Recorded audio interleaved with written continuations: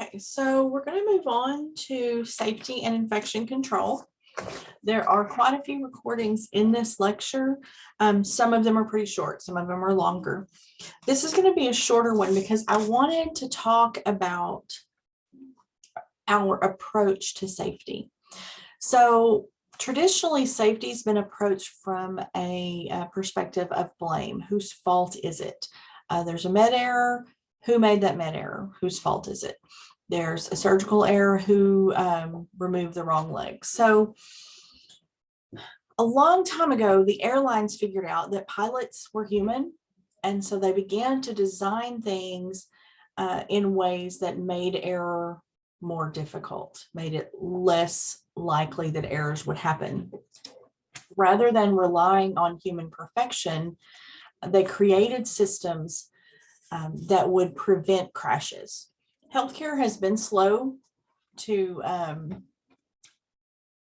adopt that mindset. We are moving that direction. We're a lot closer to that than when I began my career. But we call that moving from a culture of blame to a culture of safety. So in a culture of blame, if there's a med error, then the person who made the error might be disciplined. But that med error may be due to a process issue that every other nurse in the facility could potentially make the same error.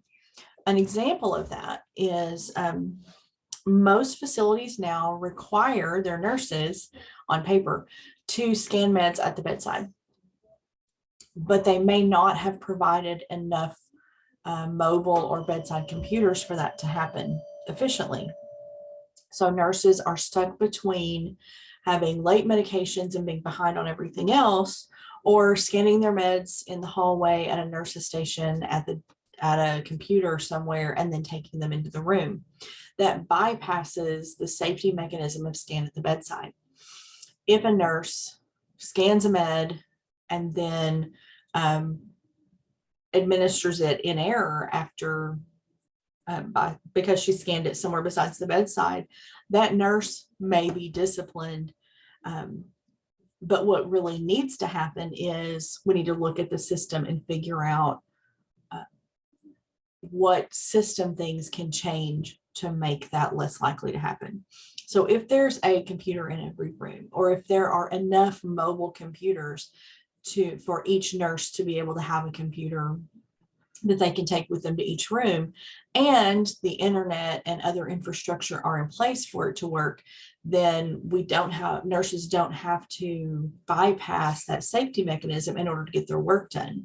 So it's going to decrease med errors. So I want you to start thinking about things from a culture of blame versus culture of safety perspective. When an error happens, start thinking about what could have prevented that error. Okay, the second video in this lecture is going to be medical asepsis, because we're going to combine infection control and infection prevention with safety.